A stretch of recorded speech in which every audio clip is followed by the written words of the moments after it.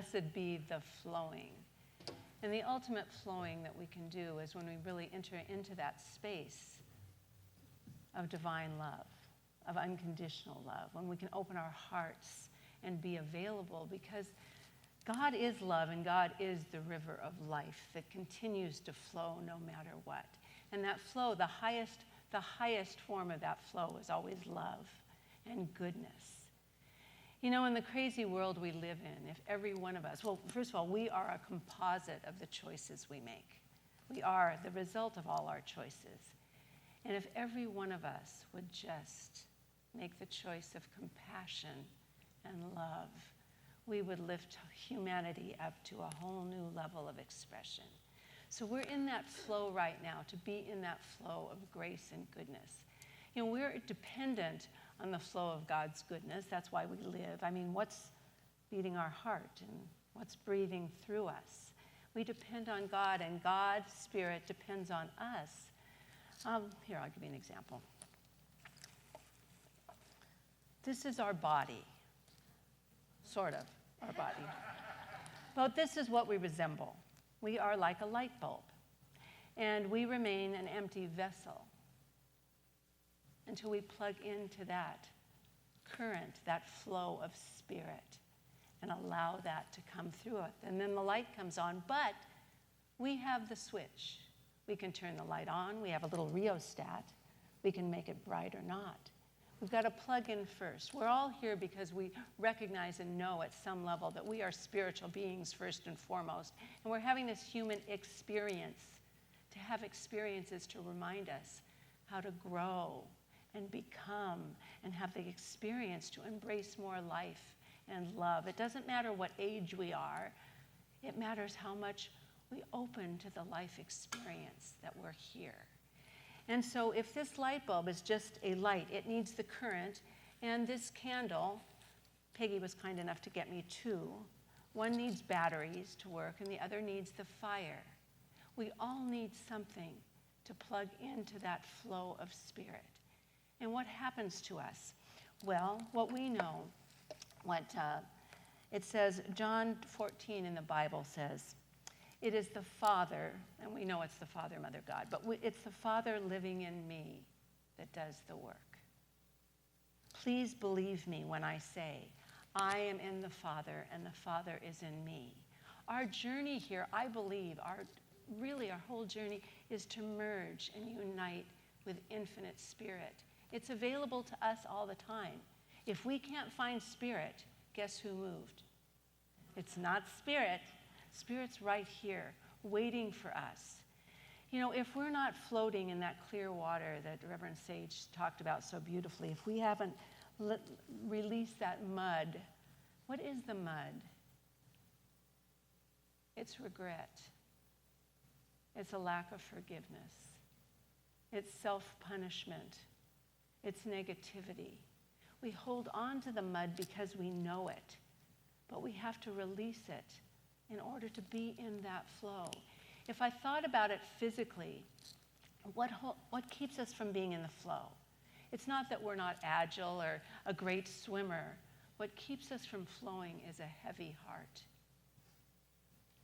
A heart that's filled with a lack of faith and trust in the something greater. You know what you said from Lao Tzu, Reverend Sage, as you mentioned, that it's a mystery. We're never going to fully understand the power and presence of spirit. We can't. We don't have that ability. Sorry, Jack. It's doing just what you didn't want it to. I apologize.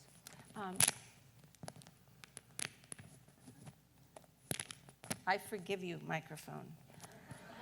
Okay. But, Kirk, where are you? Help me. To be in that flow. The trouble is not with spirit. The trouble is with ourselves. We need to make space. You know, there's a Buddhist story about two monks that were traveling on foot, a journey on foot, and they came by a river. They were walking by a river, and the current was very strong. And they saw a young woman at the side of the river, and you could tell she was distressed and full of anxiety because she needed to get to the other side, but she was afraid of the current.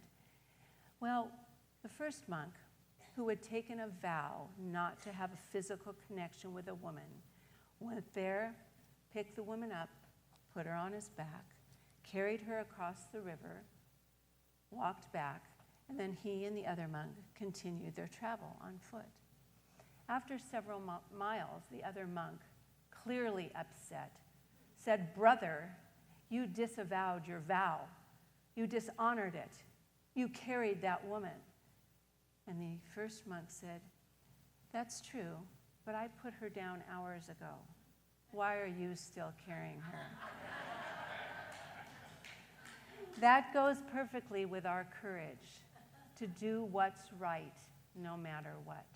No matter what the cost, if you know it's right. And that's our choice. So we need to decide, what is it right now that we're willing to let go of? That mud can get really comfortable. You know, we're used to it.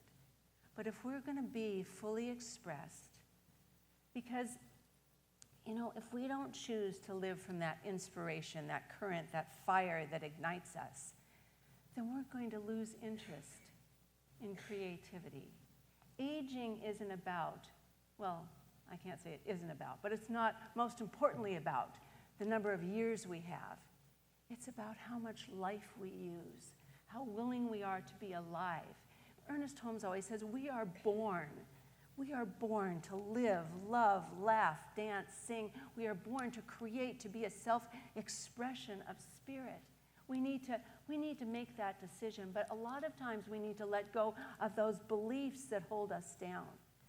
You know, it was the Course in Miracles that said, every decision you make stems from what you think you are and represents the value you put on yourself.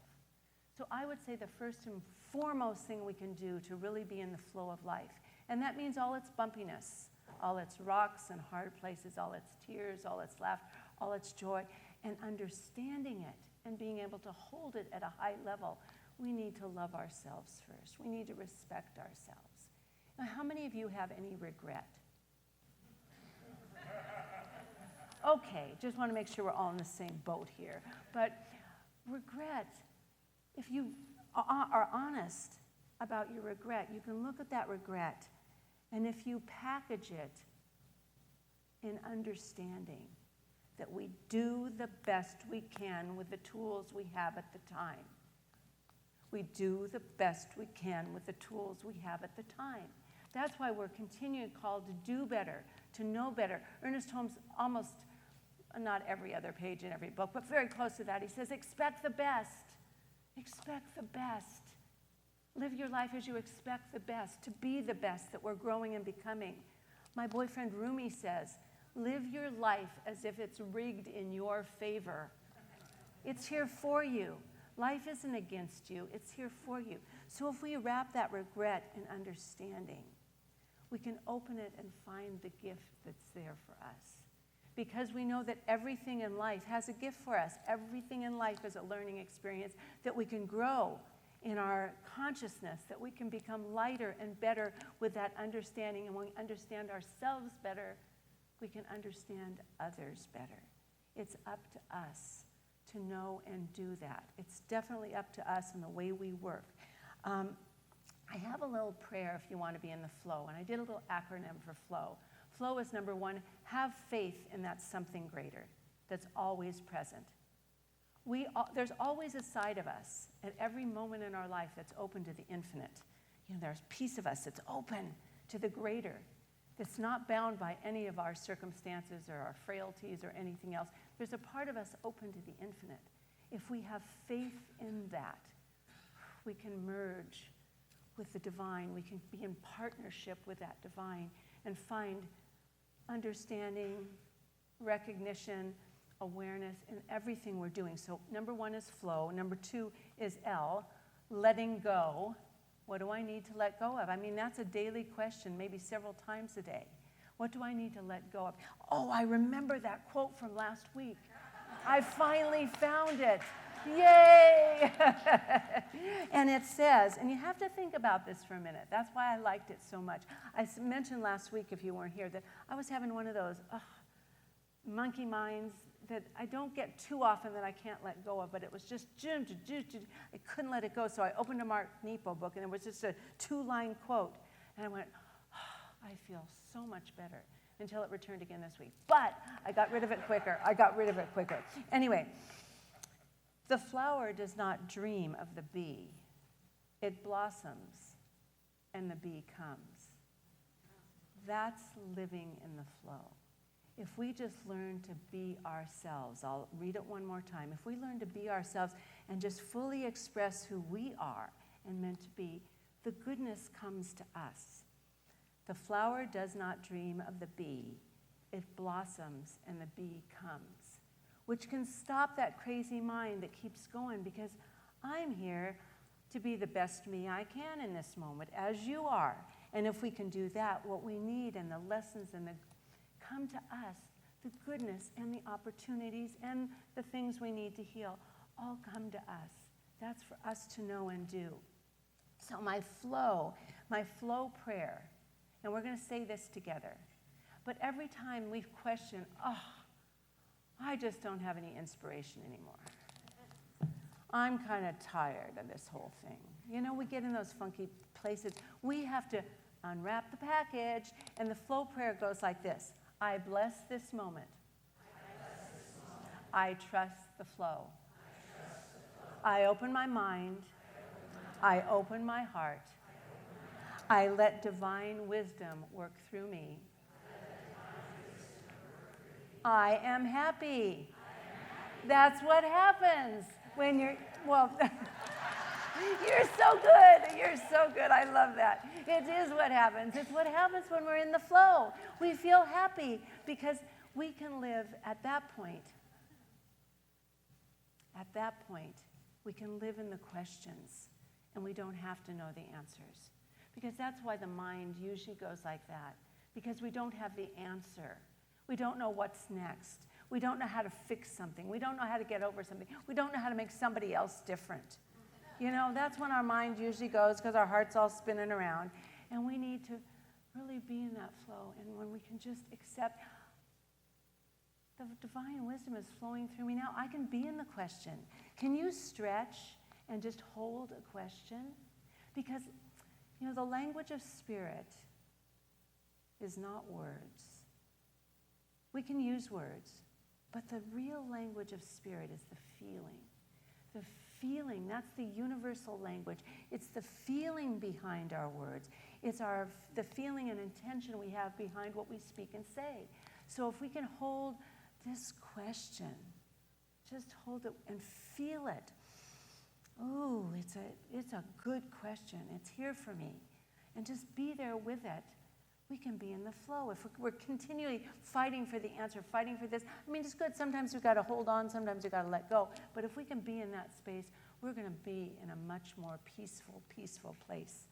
I have another, Court, you know what? I thought of you, and you repeated it. You repeated it this morning without me even asking. If we're going to be in that creative side of life, the thinking, love, playing, loving, laughing, expressing, we have to be like children, as Jesus said. Be like children. And why is that? Well, Hafez has a perfect answer for that, and he's a 14th century Sufi mystic. And he said, every child has known God. Not the God of names, not the God of don'ts, not the God who ever does anything weird, but the God who only knows 4 words and keeps repeating them. Come dance with me. Come dance. Come dance. That's what I'd like you to say as kind of an affirmation this week. Come dance with me. Spirit, come dance with me. Give me whatever inspiration is mine to have in this moment right now. So that come dance with me. And the other part of that is choose love. Another thing that Hafez said is, he said, the beloved knocked at my door and asked me for charity. And I fell down to my knees and I said, what could I give you, beloved? I don't know. What could I give you? And the beloved answered, just love. just love. So if we say, come dance with me to be inspired, and then if we can't find the inspiration, just love, just love. So I want you to think about right now what you're going to